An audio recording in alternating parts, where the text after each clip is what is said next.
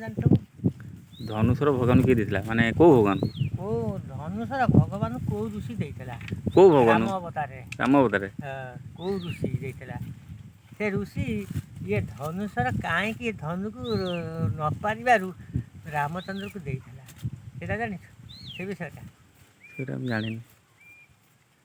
ରାମକୁ ଋଷି ଦେଇଥିଲେ? ଆଉ ଧନୁଷର କ'ଣ ରାମ ପକେଇଥିଲା?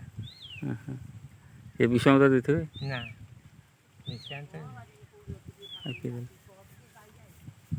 ସେ ଋଷି ନାଁଟା କ'ଣ ମୋର ମନେ ପଡ଼ିଯାଉ ପକେଇଥିଲା।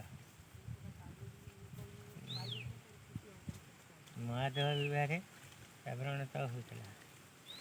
ସୀତା ବିବାହରେ ସୁଭଦ୍ରା ବାଲ୍ମୀକି ବିଶ୍ୱାମିତ୍ର ତାପରେ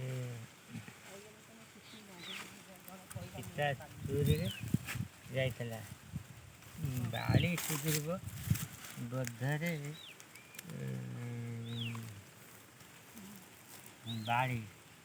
ବାଳି ସୁଗ୍ରୀବ ସନ୍ତିରେ